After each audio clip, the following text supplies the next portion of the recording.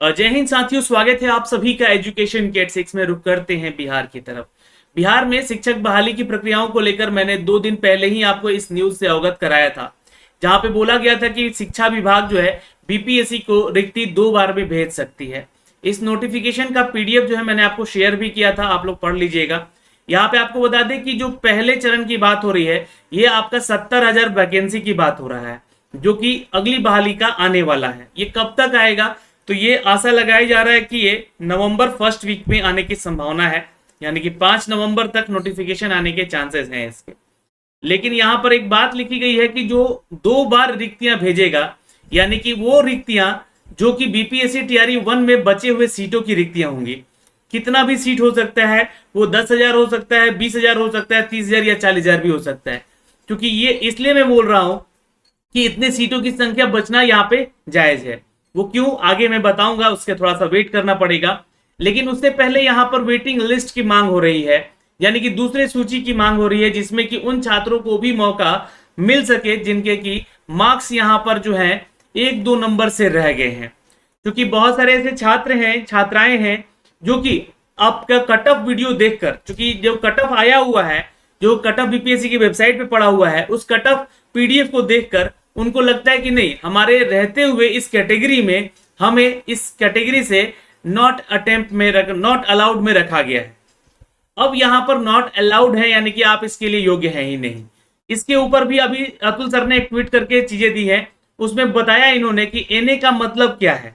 Suppose मान लीजिए कि इन्होंने बताया कि एसटी कैटेगरी में वुमेन है, और वो वुमेन जो है यहाँ पे अपना मार्क्स जो है वो जनरल कैटेगरी के बराबर लेकर आ जाती है।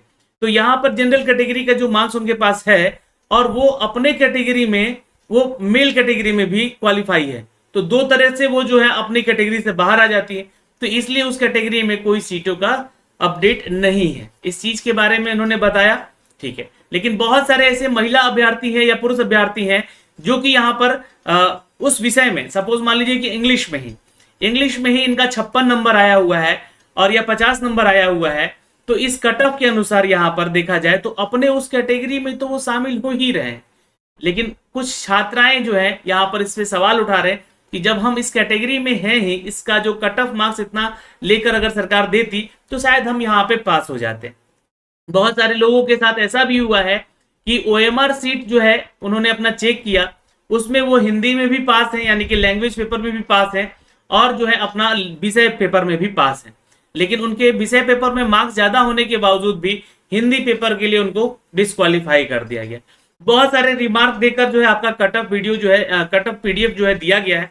आप उस चीजों को पढ़िएगा, ध्यान से देखिएगा, तो शायद कहीं ना कहीं बहुत सारी त्रुटियां नजर आ रही हैं। इसको लेकर ही यहाँ पर आयोग हो सकता है कि दूसरी सूची की बात कर रहा है।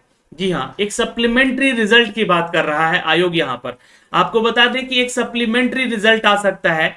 इस रिजल्ट में फिल्टरिंग भी होगा। फिल्टरिंग होने के बाद यहाँ पे एसटीईटी के बहुत सारे फर्जी स्टूडेंट जो कि उनके पास सर्टिफिकेट ऐसे हैं, वो क्वालिफाई हैं, तो यहाँ पे वो डिस्क्वालीफाई हो सकते हैं। सप्लीमेंट्री के ऊपर भी एक और फैक्ट रखा गया, एक और बात रखी गई एसटीईटी को लेकर। यहाँ पर एसटीईटी 2019 को लेकर यहाँ पे इन्होंने एक ट्वीट किया है अतुल सर ने, जो कि मैंने लास्ट वीडियो में आपको दिखलाया भी है। उसमें कहा गया है कि उसमें प्रावधान है, उसमें लिखा गया है कि आप बिहार में अगर निवास करते हो, इसका मतलब कि आप मान लो कि यूपी के हो या महाराष्ट्र के हो या बंगाल के हो या झारखंड के हो, कहीं के हो, आप बिहार में आके रहते हैं, तो आप जो है इसका लाभ उठा सकते हैं। आपको डोमिसाइल नीति से कोई मतलब नहीं है। ना तो यहाँ पे ऐसा लिखा गया है नोटिफिकेशन में, जो 2019 का नोटिफिकेशन है, इसमें ऐसा नहीं लिखा गया है कि आपका बिहार का निवासी यानी कि परमानेंट एड्रेस आपका होना जरूरी है, ऐसा नहीं लिखा गया। तो ये तो एक तरह से कहें तो लीपअप होती है, क्योंकि अन्य राज्य में जब हम जाते हैं, बिहार के छात्र अन्य राज्य में जाते हैं, उनको क्या वहां पे जो है ऐसा बोला जाता है कि आप यूपी के निवास करते हो, मतलब यूपी में रहते हो या झारखंड में निवास करते हो, तो आपको 100% का आरक्षण मिलेगा?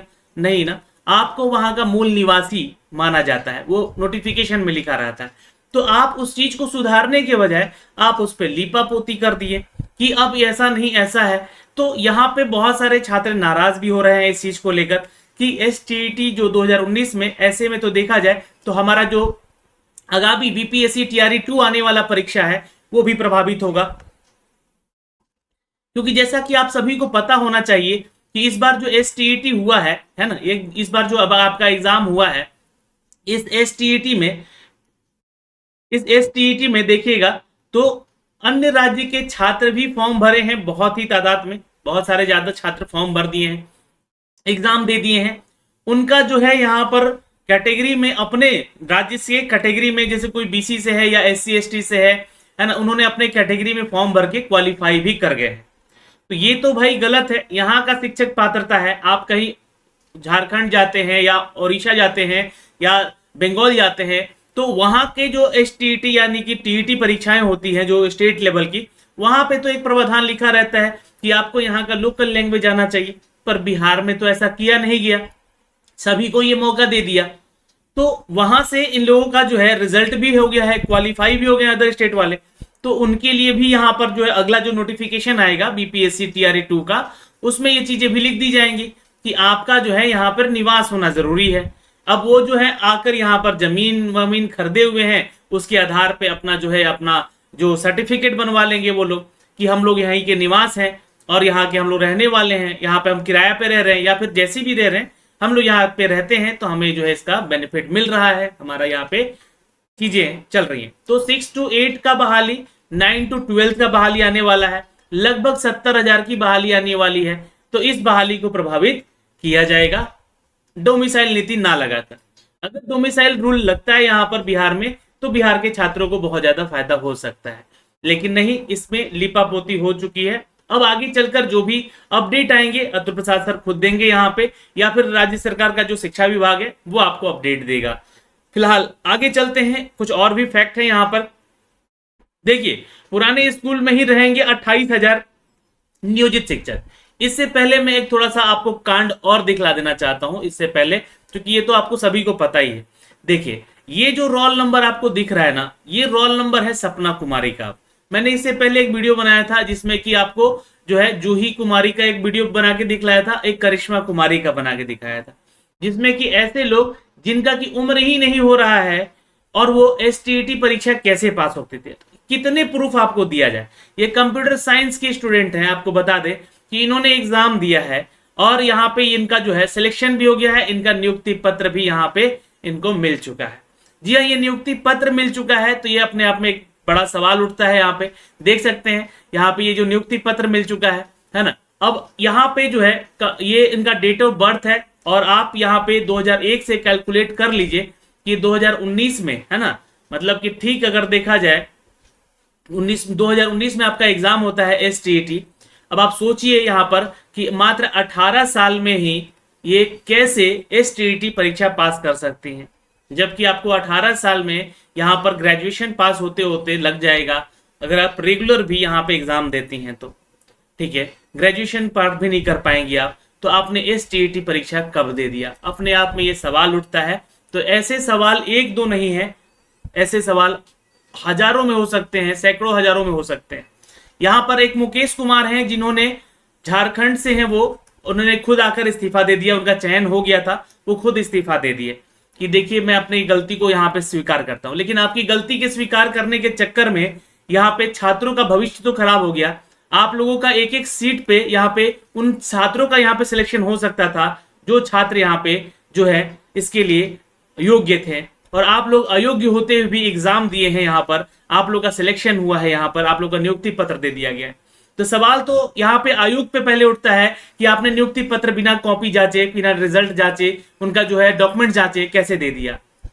अब रिजल्ट यानी कि आपका जो डॉक्यूमेंट्स है वो जांच कौन रहा था, रिजल्ट कौन दे दिया? तो इसके लिए मैंने एक वीडियो भी बनाया था आप लोगों को। उस वीडियो में बताया था कि देखिए शिक्षा विभाग का जो भी डेटा ऑपरेटर लोग है या फिर जो भी कंप्यूटर ऑपरेटर लोग है, उन लोगों को हड़ताल पे भेजा गया, मतलब वो लोग हड़ताल पे थे। उसके बदले यहाँ पे बाहर से लोगों को रिक्रूट किया गया, यानी कि बाहर से लोगों को यहाँ पे चयनित किया गया। उनको कोई ज्ञान नहीं है यहाँ पर कि कैसे क्या सिलेक्शन लेना है, कैसे नियुक्ति पत्र बांटना है। उनका काम इतना था कि अगर आप लोग यहाँ पे बीपीएससी के वेबसाइट से जो भी वाटरमार्क वाला पीडीएफ डाउनलोड करके दिखला देगा वो क्वालिफाई हो जाएगा। तो इसमें हुई है गड़बड़ी, इस चीज को लेकर है छात्र खासा नाराज यहाँ पर। इसके ऊपर सरकार को इसके ऊपर ध्यान देना चाहिए और इन सभी रिजल्ट के ऊपर फिर से नया रिजल्ट जारी भी करना चाहिए। चीजों को सुधार कर यहाँ पे नया रिजल्ट देना चाहिए। उन छात्रों को मौका अब मिल जाना चाहिए जो छात्र 1-2 नंबर से छट रहे थे, या जो छात्र इन ऐसे छात्रों के चलते जो कि डिस्क्वालीफाई हो चुके हैं। तो प्लीज ये जो आप सप्लीमेंट्री रिजल्ट की बात कर रहे हैं, इसके ऊपर थोड़ा सा ध्यान से और अच्छे से यहाँ पर रिजल्ट देने का प्रयास कीजिएगा। देखिए यहाँ पे आगे बढ़ते हैं। बीपीएससी को जो है यहाँ पर अपडेट दिया गया है कि बीपीएससी द्वारा अपडेट दिया गया है कि 28,000 नियोजित शिक्षक जो है इस बार पास हुए हैं। 28,000 नियोजित शिक्षक पास हो गए हैं। उसके अलावा 14,000 बता रहे हैं लोग कि 14,500 जो है ये आपके अदर स्टेट के स्टूडेंट आ चुके हैं। तो बिहार के छात्रों को क्या रखा गया है, महिलाओं को क्या रखा गया है, ऐसा बताया जा रहा है कि महिला और पुरुषों का जो संख्या है वो 50-50 का है। यहाँ पर जो चयनित हुए हैं वो 50-50 हुए हैं, चाहे वो पीआरटी में हो या आपके उच्च माध्यमिक या माध्यमिक में हो, 50-50 का रेशियो है यहाँ पर लोगों का चयन होने का। तो ये चीजों से नाराजगी नहीं है कि 50-50 है, लेकिन ये क्या है सर, जिनके पास नौकरी थी उनको भी नौकरी दे दिया, उनको भी इसी में काउंट कर रहे हैं। ठीक है, ये आए अपने दम पे, अपने बल पे, नियोजित शिक्षक यहाँ पे जो है एग्जाम दिए, इनका सिलेक्शन हुआ, इससे कोई गलती नहीं है। जब आप इनको राज्यकर्मी का दर्जा नहीं दे रहे थे तभी तो ये यहाँ पे आए एग्जाम देने। आपके इंतजार में, आपके इस राज्य सरकार के इंतजार में इन लोगों ने एग्जाम दे दिया। अगर इन लोगों को यहाँ पे पहले ही आप राज्यकर्मी का दर्जा देने के बाद कर देते तो ये लोग एग्जाम देते ही नहीं यहाँ पे। दूसरी चीज, यहाँ पे आप लोग विशिष्ट शिक्षक बना रहे हैं, राज्यकर्मी का बोल के आप लोग विशिष्ट शिक्षक बना रहे हैं। तो क्या गलती सरकार की नहीं है यहाँ पर? तो इन पे देखिए, जो भी लोग बरस रहे हैं कि नियोजित शिक्षकों की गलती है, नहीं, इनकी कोई गलती नहीं है। इनमें गलती सिर्फ और सिर्फ सरकार की है। सरकार इनको विशिष्ट शिक्षक बना रहा है, इनको चाहिए राज्यकर्मी का दर्जा। और यहाँ पे जो है इसके लिए अभी भी मामला केस कोर्ट में चल रहा है। आपको बता दें कि जब तक क्लियर नहीं होता तब तक ये सारी चीजें यहाँ से भी आपका क्लियर होकर नहीं आगे बढ़ेगा। फिलहाल ये लोग 28,000 पे हैं। 14,500 जो है वो शिक्षक हैं जो कि अदर स्टेट से आए हैं। ये ज्यादा संख्या है सर, ये कम बताया गया है, यहाँ पे न्यूज मीडिया में भी कम आ रहा है। ये आंकड़ा ज्यादा हो सकता है, 14,500 से भी ज्यादा हो सकता है। उससे भी नाराजगी नहीं है कि अदर स्टेट के छात्र आ रहे हैं यहाँ पर, कि आ रहे हैं, नौकरी ले रहे हैं, उससे हमें कोई नाराजगी नहीं है। लेकिन जब बिहार के छात्र अन्य राज्यों में जाते हैं तो उनको 10% में क्यों रखा जाता है, उनको भी 90% में शामिल करके उनका भी नियुक्ति क्यों नहीं लिया जाता है, नौकरी उनको सरकारी वहां पे क्यों नहीं दी जाती है? आपके पड़ोसी राज्य झारखंड में ही ऐसा हो रहा है। आपको इसके ऊपर विचार तो करना चाहिए। तो खैर, ये सरकारी चीजें हैं, सरकार इसके ऊपर विचार करती है और ये सरकार ही आप लोगों को नौकरी दे रही है, जिनमें से कि अदर स्टेट के छात्र भी यहाँ पे नौकरी पा रहे हैं। खैर, इनसे हमारी कोई नाराजगी नहीं है, क्योंकि देखिए हम लोग जो है हर किसी के बारे में चर्चा करते हैं। आपको एसटीईटी में हम बहुत सारा हेल्प किया, बहुत सारे लोग बाहर से आके आवेदन किए थे, बहुत सारे लोगों को मदद भी किया। हमारी कोई नाराजगी नहीं, लेकिन सरकार से तो नाराजगी जता सकते हैं हम लोग यहाँ पर। जी हाँ, यहाँ पे अन्य राज्य के छात्रों को जब 10% के आरक्षण में रखना चाहिए था तो आपने 90% में क्यों ढकेला और इनको इतना ज्यादा संख्या बल में जो है नियुक्त किया? अब क्या बिहार के छात्र योग्य नहीं थे? बिहार के छात्र जिनके पास योग्यताएं हैं वो तो डिग्री लेके बीपीएससी के कार्यालय भटक रहे हैं, उनके ऊपर तो लाठीचार्ज हो रहा है, उनके ऊपर तो यहाँ पर डंडे बरसाए जा रहे हैं। मतलब नौकरी कोई और करेगा और लाठी कोई और खाएगा, ये तो गलत बात है। यहाँ पर वो अपनी लड़ाई, अपने हक की मांग कर रहे हैं सर। बहुत ही सोच समझ के अगला जो है सप्लीमेंट्री रिजल्ट की जो आप बात कर रहे हैं वो दिया जाए। और ये सप्लीमेंट्री रिजल्ट मत बोलिए इसको, वो फाइनल रिजल्ट है उनका, जो कि उनसे छीना गया है। यहाँ पे उनको सिलेक्शन होना था, कोई और सिलेक्ट हो चुका है। अब यहाँ पे जो अपडेट है मैं आपको बता दूं कि जो चयनित अभ्यर्थी हैं, जो चयनित शिक्षक हैं, उसी स्कूल में योगदान देंगे जो कि उस स्कूल में पढ़ा रहे थे। तो भाई जो वही स्कूल में वो पढ़ाएंगे तो वो तो सीट उनका है ही। तो फिर ये 28,000 सीट पे किसका लिया गया है? ये 28,000 जो सिलेक्शन हुआ है ये किसके सीट को रखा गया है रिजर्व? क्या ये अगली बहाली में फिर जोड़कर आएगा? इसका भी अपडेट जल्द से जल्द यहाँ पे आयोग या सरकार जरूर देगा। अब ये सारी चीजें हैं। यहाँ पे वेतनमान की बात की गई है, अतिरिक्त बोझ बढ़ने वाला है। 70,000 पदों पर जो शिक्षक की नियुक्ति के बाद राज्य सरकार पर वित्तीय बोझ कितना आएगा, इसका भी आकलन किया गया है। शिक्षा विभाग कर चुका है यहाँ पर 70,000 पदों पर बहाली पूरी हो जाने के बाद उनके वेतन आदि मद पर सालाना 5512 करोड़ रुपए का अतिरिक्त खर्च आएगा। तो क्या ये बहाली अपने आप में चिन्हित होती है? ये बहाली आएगी या नहीं आएगी? इस न्यूज के माध्यम से तो ऐसा लगता है कि कहीं बहाली को रोक नहीं दिया जाए। तो कब तक नोटिफिकेशन दिया जाएगा इसके बारे में भी आप जरूर हमें ऑफिशियली बताएं और जल्द बताया जाए इस चीज को लेकर। ये पूरे छात्र की यहाँ पर सबसे अपडेटेड और सबसे मतलब कि वेटेड जो है यहाँ पर बहाली होने वाली है, क्योंकि इस बहाली में बहुत सारे सिलेक्टेड वो छात्र आने वाले हैं जो कि यहाँ पर तैयारी में अब रहे हैं और तैयारी में आकर अपना एग्जाम देकर आगे बढ़ेंगे। तो फिलहाल इस वीडियो में दोस्तों ये तो चीजें हमने आपको जता ही दिया है, बता ही दिया है। इस चीज को लेकर आप लोग शेयर कीजिएगा। अब यहाँ पे जो काउंसलिंग के प्रोसेस को लेकर न्यूज आ रहा है हमारे पास, यहाँ पे बता दें ये जो प्रक्रियाएं हैं लगभग हर जिले में पूर्ण हो गई हैं। कुछ जिले में बहुत कम संख्या में काउंसलिंग का शेष रह गया है। डीआरसीसी और अन्य स्थानों पर काउंसलिंग संचालित रखने की आवश्यकता नहीं रह गई है। अतः काउंसलिंग में शेष रह गए अभ्यर्थियों के लिए सभी जिला शिक्षा पदाधिकारियों को यथावत सूचित किया जाता है कि डीआरसीसी और अन्य स्थानों पर संचालित काउंसलिंग दिनांक 26 अक्टूबर संध्या के बाद बंद कर दिया जाएगा। तो जिन लोगों का देखिए काउंसलिंग नहीं हुआ है, बच गया है, उन लोगों को मैं बता दूं कि 26 अक्टूबर तक अपना काउंसलिंग करवा लीजिएगा अपने डीआरसीसी सेंटर पे जाके। उसके बाद शेष बचे अभ्यर्थियों का काउंसलिंग संबंधित जिला शिक्षा पदाधिकारी के कार्यालय में ही संपन्न किया जाएगा। तो अगर आपका छूट गया है तो उसके बाद 26 तारीख के बाद जो है अपने ही जिला के जिला शिक्षा पदाधिकारी या फिर जहाँ पे जिला अलॉट किया गया है उस जिला के शिक्षा पदाधिकारी से जाकर आप अपना जो है संपन्न करवा सकते हैं। लेकिन सावधान, यहाँ पर मैं आपको फिर से कर दूं कि हो सकता है कि आप अन्य जिला में जाएंगे, आपको ज्यादा वहां पे जो है प्रेफरेंस नहीं मिल पाए आपको, या फिर आपकी वैल्यू नहीं मिल पाए वहां पे। तो इस बात का ध्यान रखिएगा। इसलिए इस 26 तारीख से पहले जो है आप अपना काउंसलिंग जरूर करवा लीजिएगा। जहां पे आपका अभी अलॉटमेंट चल रहा है यहाँ पे जाके अपनी काउंसलिंग जरूर करवा लीजिएगा। तो दोस्तों इस वीडियो में इतना ही, फिर मिलेंगे आपसे अगली वीडियो में। तब तक के लिए अपना ख्याल रखिएगा। जय हिंद, जय बिहार। अपने कमेंट सेक्शन में कीजिएगा जरूर आप क्या चाहते हैं।